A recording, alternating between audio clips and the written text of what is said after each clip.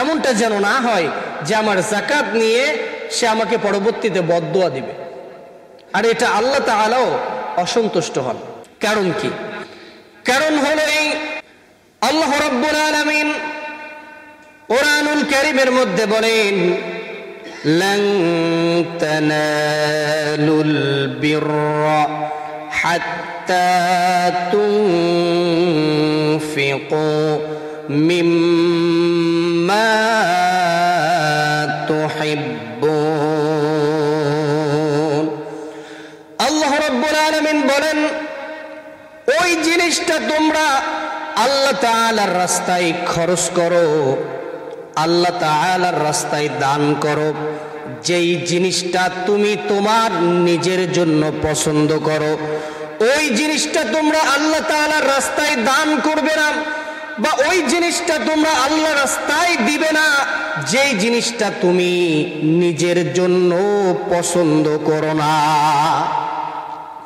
আমি উদাহরণ দিতে গিয়ে বিভিন্ন সময় যেই কথাটা বলি, যে একজন এমপি মন্ত্রী, তাকে যদি আপনি কোনো জিনিস দেন, তাহলে তো অনেক মানুষই এমন আছে যে একদিন দুই দিনের কামাই না, বরং দেখা যাবে যে 1 বছরের কামাই, এটাকে এক জায়গাতে করে সবচেয়ে ভালো যে জিনিস তার বিবেকে বলে সেই জিনিসটাকে নির্বাচন করবে, করে এরপরে আবার কি করবে, আরো 10 জন মানুষের কাছে যাচাই করবে।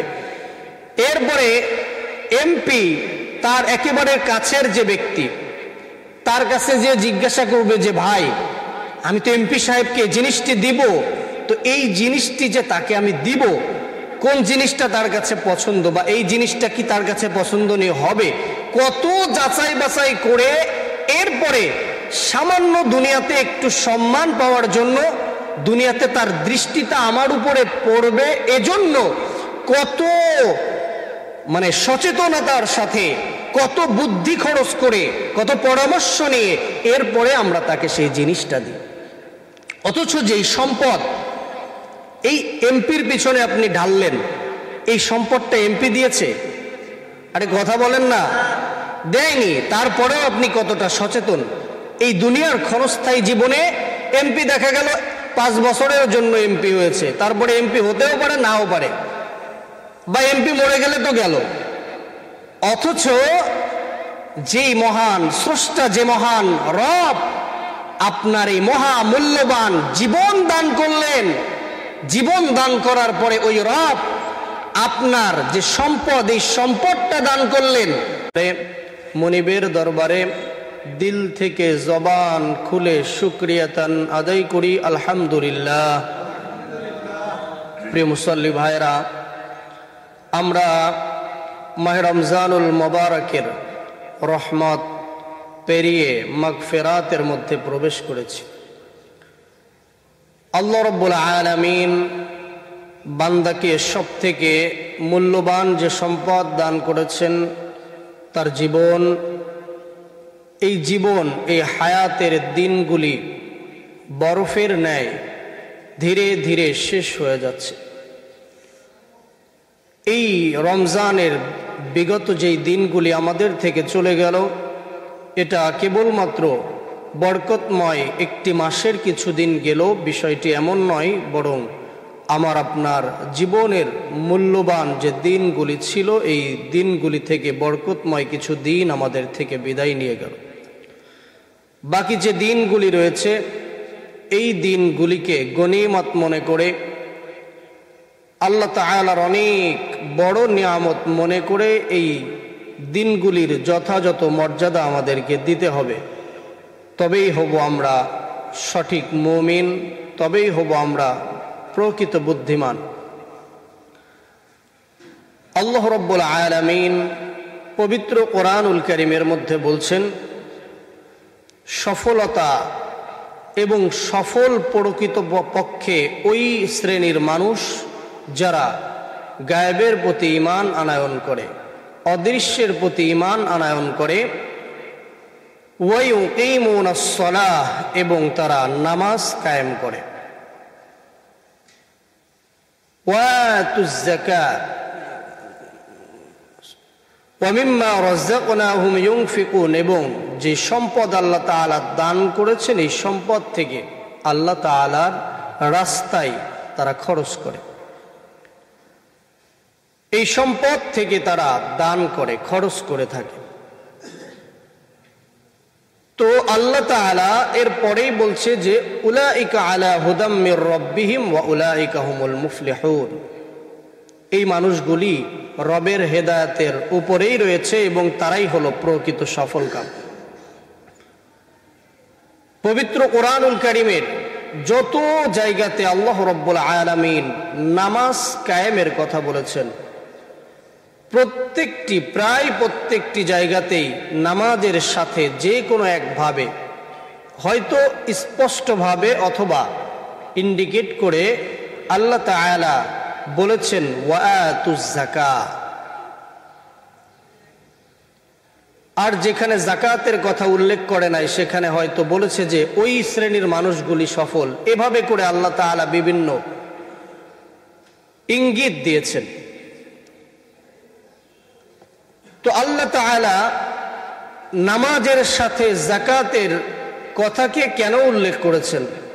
এর কারণ হলো, আমরা জানি যে ঈমান আনায়ন করার পর 1 নাম্বার ইসলামের সব থেকে বেশি গুরুত্বপূর্ণ বিধান সেটা হলো নামাজ। 2 নাম্বার ইসলামের সব থেকে গুরুত্বপূর্ণ যে ভিত্তি, 3 নম্বরে, সেটি হলো যাকাত। এই যাকাতের গুরুত্ব আল্লাহ তাআলার কাছে অনেক অনেক বেশি। এই গুরুত্বের কথা বোঝাতে যেই কেবলমাত্র আল্লাহ রাব্বুল আলামিন নামাজের সাথে আল্লাহ তাআলা যাকাতের কথাটাকে উল্লেখ করেছেন। এই যাকাত, এটার অনেক অর্থ রয়েছে। বাহ্যিকভাবে যাকাতের আমরা 2টি অর্থ নিয়ে আজকে আলোচনা করব। 1 নাম্বার অর্থ হলো, যাকাত অর্থ আত-তাহারা, মানে পবিত্রতা, পরিশুদ্ধতা।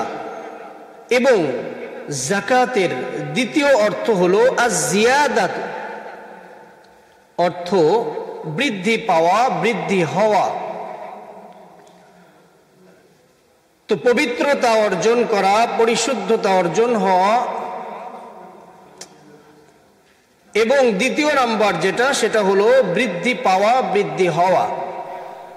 আত-তাহারা, এই যে পরিশুদ্ধতা, পবিত্রতা, এই যে পবিত্রতা, এটা কি? 2 দিক থেকে এই পবিত্রতার অর্থ করা হয়েছে। একটি হলো যাকাত আদায়ের দ্বারা মাল থেকে যেই ময়লা থাকে, এই ময়লাকে আল্লাহ রাব্বুল আলামিন পরিচ্ছন্ন করে দেন। তার মালটা একেবারে নির্ভেজাল, নির্মল হয়ে যায়, 100% পবিত্র হয়ে যায়। সাথে সাথে আরেকটা জিনিস পরিশুদ্ধ হয়, আরেকটা জিনিস ফিল্টারিং হয়ে এটা পরিচ্ছন্ন হয়ে যায়, সেটি হলো মানুষের অন্তর, নিজের নফস। এটাকে আল্লাহ তাআলা পরিশুদ্ধ করে দেন।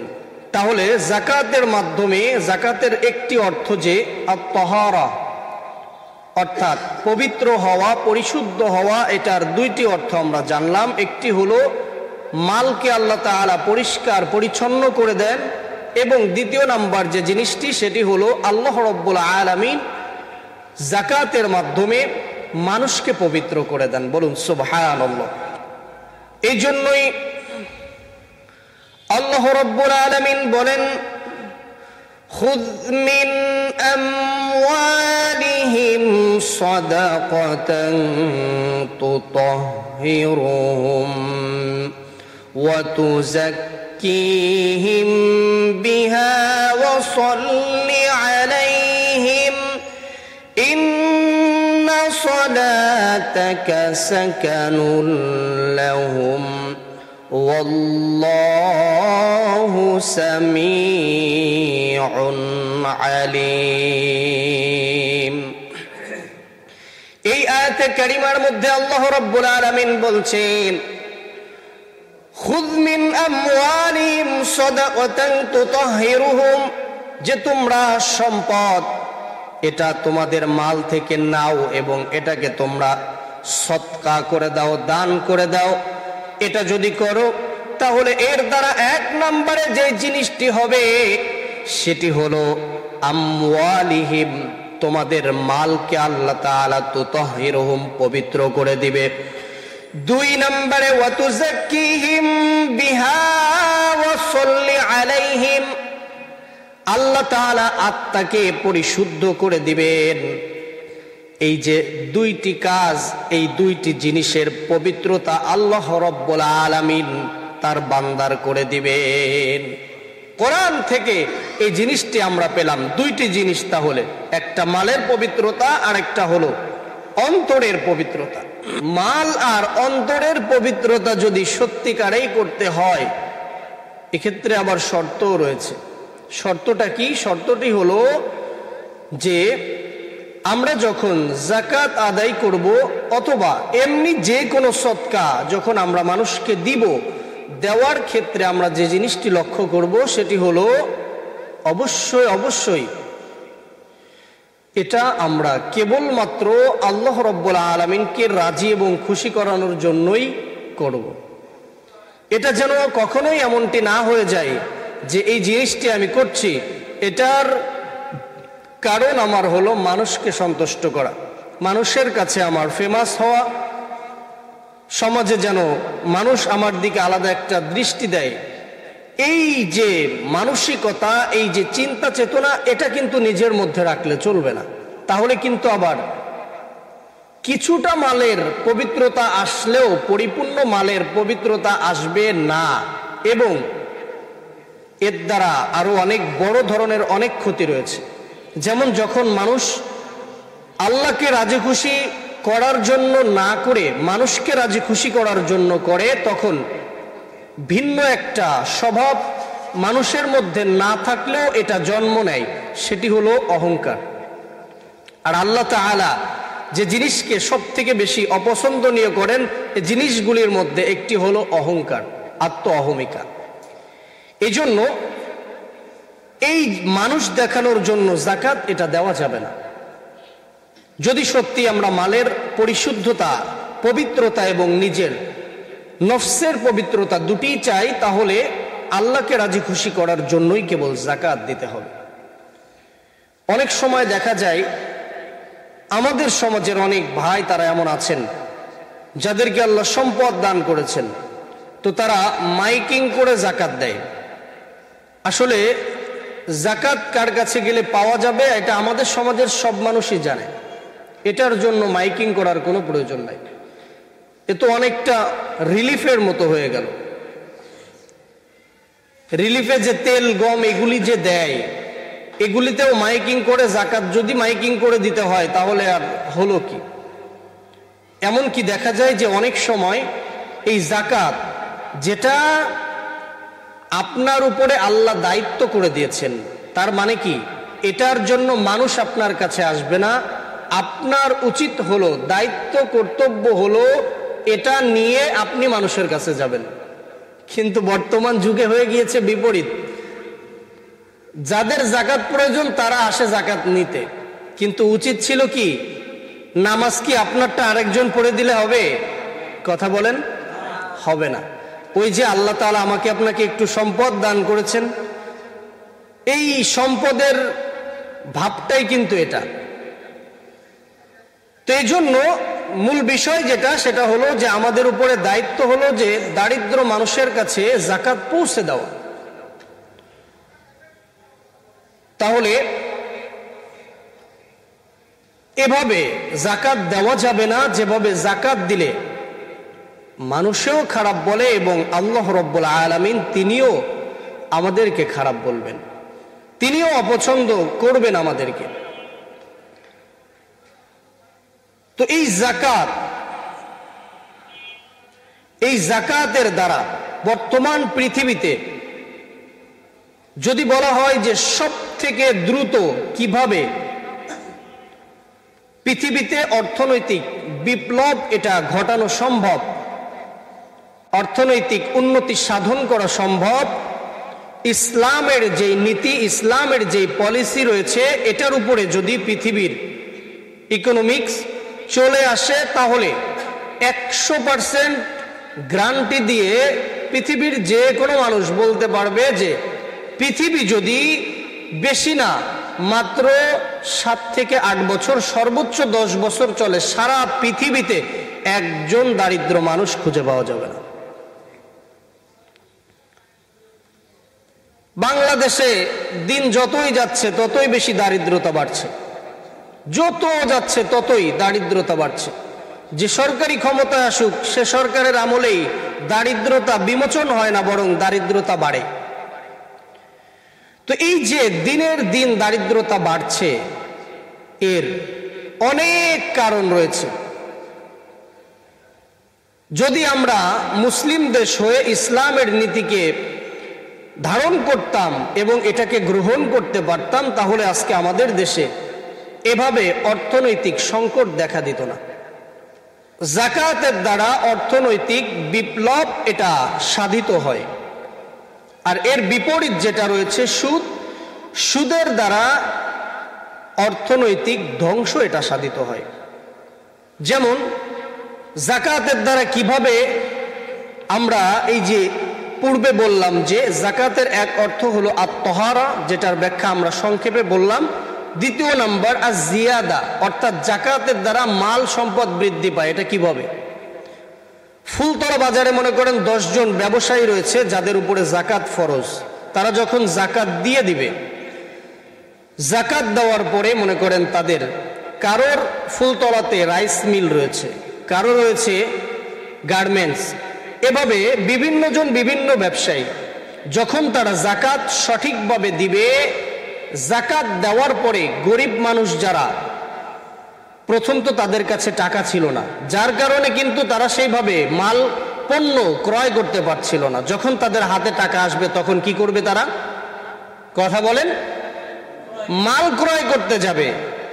আচ্ছা, মাল তো আপনি মনে করেন তাকে 1 টাকার জায়গায় 1 টাকাই যাকাত দিয়েছেন, কিন্তু যখন আপনি ওই মালটা আপনার থেকেই কিনবে তখন আপনি কত রাখবেন দাম? আপনার লাভ রেখে তারপরে। তাহলে ক্রেতা আপনার বাড়লো কি কমলো? কথা বলেন। যখন এভাবে প্রত্যেকটা দারিদ্র ব্যক্তি সে যখন অর্থ হাতে পেয়ে সে দোকানে ভিড় জমাবে, তখন মালের চাহিদা, পণ্যের চাহিদা এটা বেড়ে যাবে নাকি কমবে? বেড়ে যাবে। যখনই দোকানে বিভিন্ন জায়গাতে পণ্যের চাহিদা বেড়ে যাবে, সাথে সাথেই মিল, কলকারখানা, ফ্যাক্টরি এটা আরো অনেক বেশি করার প্রয়োজন দেখা দিবে।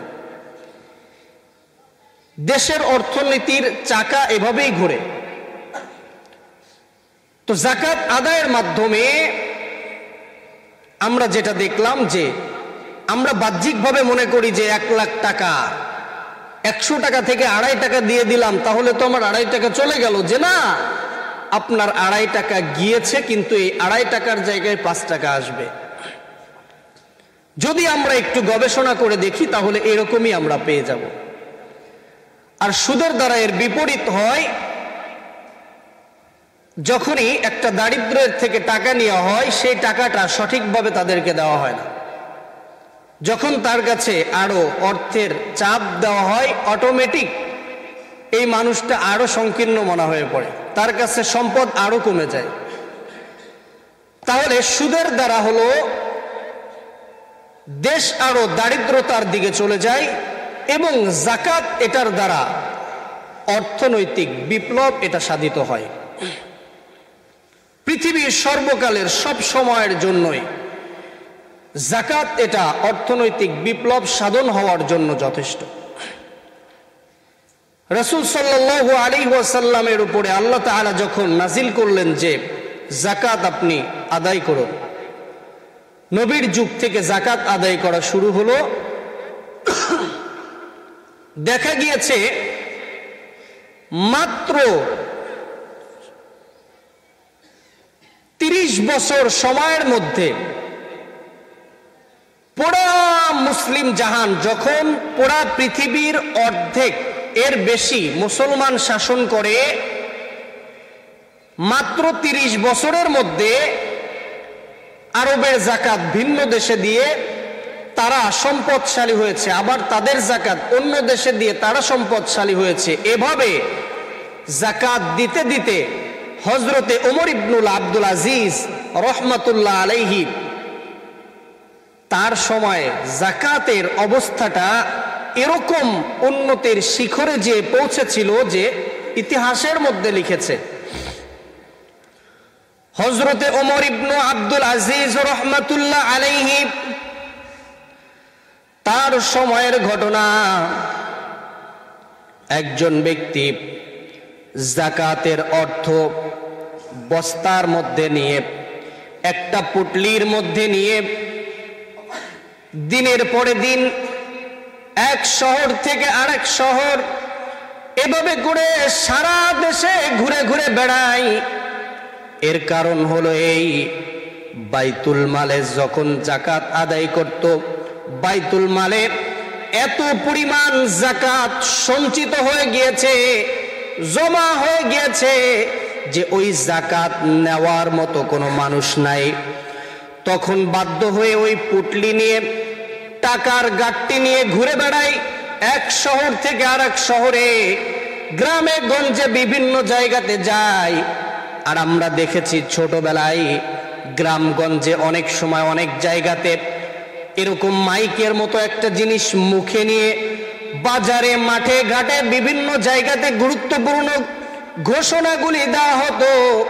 ওইভাবে ওই ব্যক্তি বিভিন্ন বাজারে, বিভিন্ন গ্রামে গঞ্জে যে যে ঘোষণা দেয়, কিন্তু কোন জায়গাতে একজন দারিদ্র ব্যক্তি খুঁজে পায় না।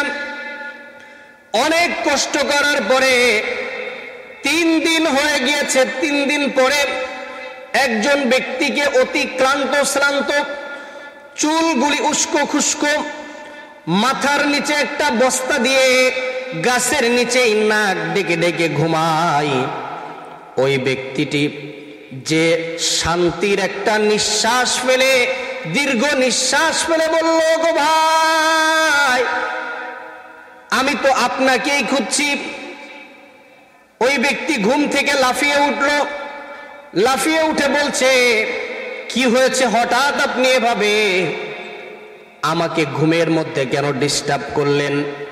বলছে, ভাই, 1 দিন 2 দিন 3 দিন পর্যন্ত যাকাত দেওয়ার জন্য গ্রামে গঞ্জে, শহরে বন্দরে, বিভিন্ন জায়গাতে আমি একজন মানুষ খুঁজে পাই নাই। আপনার যে দৃশ্য, আপনাকে দেখে মনে হচ্ছে আপনি যাকাত নেওয়ার মতো মানুষ। ওই ব্যক্তি বলছে, ভাই, আপনার মাথা খারাপ হয়ে গিয়েছে, মাত্র 3 দিন আপনি ঘুরছেন, আমার মাথার নিচেই যেই বস্তা দেখছেন, আপনি মনে মনে চিন্তা করতে পারেন এই বস্তার মধ্যে মনে হয় আবর্জনা, ময়লা। না না, এই বস্তার মধ্যে ময়লা আবর্জনা নয়, আপনি তো মাত্র 3 দিন ঘুরছেন, আমি আমার বাড়ি থেকে যাকাতের মাল নিয়ে বের হয়েছি। 1 দিন 2 দিন 3 দিন নয়, 7 দিন হয়ে গিয়েছে। 7 দিনে কোনো শহরে, গ্রামে, বন্দরে, কোনো জায়গাতে একজন মানুষ খুঁজে পাই নাই যেই মানুষটার যাকাতের প্রয়োজন। মাত্র 30 বছর সময়ের মধ্যেই অর্থনৈতিক এরকম বিপ্লব মুসলিম সাম্রাজ্যের মধ্যে সাধিত হয়েছে। এখনো এটা সম্ভব। আশ্চর্য ব্যাপার, আমি প্রায় জায়গাতে এই দৃষ্টান্ত দিই। আফগানিস্তান, এই আফগানিস্তানে সারা পৃথিবীর যত মোড়ল রয়েছে সবাই অর্থনৈতিক চাপ দিয়ে রেখেছে, বিভিন্ন নিষেধাজ্ঞা দিয়ে রেখেছে। তাদের টাকাগুলি বিভিন্ন ব্যাংকে তারা আটকিয়ে দিয়েছে। এরপরেও আল্লাহ তাআলা এত পরিমাণ রহমত এই দেশের মধ্যে ঢেলে দিচ্ছে যে সারা পৃথিবী আশ্চর্য হয়ে যাচ্ছে। বন্যা যখন হয় দেখবেন সুইচ গেট, বিভিন্ন গেট এটা আটকিয়ে দিলেও কাজ হয় না, গেট ভেদ করে রাস্তার উপর দিয়ে পানি প্রবাহিত হয়ে যায়। ঠিক এভাবেই আশ্চর্য ব্যাপার, আফগানিস্তানের অর্থনীতির চাকা এত দ্রুতভাবে ঘুরে যাচ্ছে কল্পনার বাহিরে। আর এরপরে আল্লাহ তাআলার যে রহমত, এটা তো আল্লাহ তাআলা একের পর এক বর্ষণ করেই যাচ্ছে। হীরার খনি, তেলের খনি, গ্যাসের খনি, এরপরে এই যে গতকালকে একটা সংবাদে দেখলাম ব্যাটারি তৈরি করে যে জিনিস, লিথিয়ামের খনি বর্তমান পেয়েছে, তারা লিথিয়ামের খনি পেয়েছে। আশ্চর্য হয়ে যাচ্ছে পৃথিবী যে কিভাবে সম্ভব। তো এই যে অর্থনীতির চাকা, এটা তো আল্লাহর দান, কিন্তু দেখবেন খুব শীঘ্রই পুরা আফগানিস্তান সারা পৃথিবীর মধ্যে সব থেকে সেরা অর্থনীতির একটা দেশ হয়ে যাবে। কারণ হচ্ছে এদেশে সরকারিভাবেই জাকাতকে এটা আদায় করে এটার সঠিক বন্টন তারা করে। এই মাত্র 2 বছর হলো, তাতেই এই অবস্থা। ইনশাআল্লাহ আগামী 7-8-10 বছরের মধ্যে সারা পৃথিবীর সেরা অর্থনীতির একটা দেশে তারা রূপান্তরিত হবে। তো পৃথিবীর যে কোনো দেশ, সে যে দেশই হোক না কেন, যদি সত্যিকার অর্থে তারা জাকাতটা যথাযথভাবে আদায় করে এরপরে এই জাকাতটা যথাযথভাবে তারা দিতে পারে, সে দেশে 10 বছরের মধ্যে যত দারিদ্র দেশ হোক, সে দেশে কোনো দারিদ্র ব্যক্তি থাকতে পারে না। তো আমাদের যে জিনিসটি করতে হবে, জাকাত যাদের উপরে ফরজ হয়েছে, হকদার যারা জাকাতের, তাদের কাছে আমরা জাকাতটা যথাযথভাবে দিব। এমনটা যেন না হয় যে আমি 100 মানুষের 100 মানুষকে জাকাত দিব, এমন শাড়ি ধরিয়ে দিলাম যে শাড়ি একবার পরলে দ্বিতীয়বার, একবার ধুয়ে দ্বিতীয়বার পরলে ভিতরে কি আছে তাও দেখা যায়। এমন কি অনেক মানুষ এমন আছেন যে এমন লুঙ্গি দেন, ঈদের দিন কোন রকম পরছে, পরের দিন গোসল করছে, তারপরের দিন পরে বসতে যেয়ে তা গেছে ছিঁড়ে। এখন এই মানুষকে তো আপনি জাকাত দিলেন কি জন্য? যে 100 মানুষকে যদি জাকাতটা দিতে পারি, তাহলে যে জিনিসটি হবে সেটা হলো 100 মানুষ সন্তুষ্ট হবে। আর এই যে মানুষটার লুঙ্গি 2 দিন পরে ছিঁড়ে গেল, এই মানুষটা আপনাকে গালি দিবে কিনা? কথা বলেন, দিবে, গালি দিবে। তো এই জন্য দেখেন, দোয়া পাওয়ার জন্যই কাজটা করছি, কিন্তু বদদোয়া নিচ্ছি, এমনটা করব না। যাকেই দিব, যে কজনকে দিব, সে কয়জনকেই দেওয়ার মতো করে দিব। এমনটা যেন না হয় যে আমার জাকাত নিয়ে সে আমাকে পরবর্তীতে বদদোয়া দিবে, আর এটা আল্লাহ তাআলাও অসন্তুষ্ট হন। কারণ কি? কারণ হলো এই, আল্লাহ রাব্বুল আলামিন কুরআনুল কারীমের মধ্যে বলেন, লান তানালুল বিররা হাত্তা তুনফিকু মিম্মা তুহিব্বুন। আল্লাহ রাব্বুল আলামিন বলেন, ওই জিনিসটা তোমরা আল্লাহ তাআলার রাস্তায় খরচ করো, আল্লাহ তাআলার রাস্তায় দান করো, যেই জিনিসটা তুমি তোমার নিজের জন্য পছন্দ করো, ওই জিনিসটা তোমরা আল্লাহ তাআলার রাস্তায় দান করবে না, বা ওই জিনিসটা তোমরা আল্লাহ রাস্তায় দিবে না, যেই জিনিসটা তুমি নিজের জন্য পছন্দ করো না। আমি উদাহরণ দিতে গিয়ে বিভিন্ন সময় যেই কথাটা বলি, যে একজন এমপি মন্ত্রী, তাকে যদি আপনি কোনো জিনিস দেন, তাহলে তো অনেক মানুষই এমন আছে যে 1 দিন 2 দিনের কামাই না, বরং দেখা যাবে যে 1 বছরের কামাই, এটাকে এক জায়গাতে করে সবচেয়ে ভালো যে জিনিস তার বিবেকে বলে সেই জিনিসটাকে নির্বাচন করবে, করে এরপরে আবার কি করবে, আরো 10 জন মানুষের কাছে যাচাই করবে। এরপরে এমপি তার একেবারে কাছের যে ব্যক্তি, তার কাছে যে জিজ্ঞাসা করবে যে ভাই, আমি তো এমপি সাহেবকে জিনিসটি দিব, তো এই জিনিসটি যে তাকে আমি দিব, কোন জিনিসটা তার কাছে পছন্দ বা এই জিনিসটা কি তার কাছে পছন্দনীয় হবে, কত যাচাই বাছাই করে এরপরে সামান্য দুনিয়াতে একটু সম্মান পাওয়ার জন্য, দুনিয়াতে তার দৃষ্টিটা আমার উপরে পড়বে এজন্য কত সচেতনতার সাথে, কত বুদ্ধি খরচ করে, কত পরামর্শ নিয়ে এরপরে আমরা তাকে সেই জিনিসটা দিই।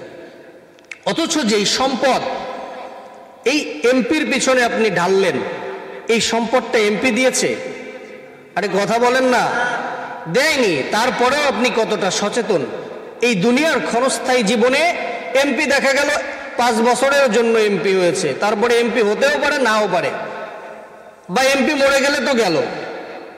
অথচ যেই মহান স্রষ্টা, যে মহান রব আপনার এই মহা মূল্যবান জীবন দান করলেন, জীবন দান করার পরে ওই রব আপনার যে সম্পদ, এই সম্পদটা দান করলেন, আপনাকে প্রতিটা নিয়ত, প্রতিটা মুহূর্তে এমন অসংখ্য নিয়ামত আল্লাহ তাআলা দান করে যাচ্ছে, যার একটা নিয়ামতের মূল্য সারা পৃথিবীর মানুষ মিলে দিতে পারবে না।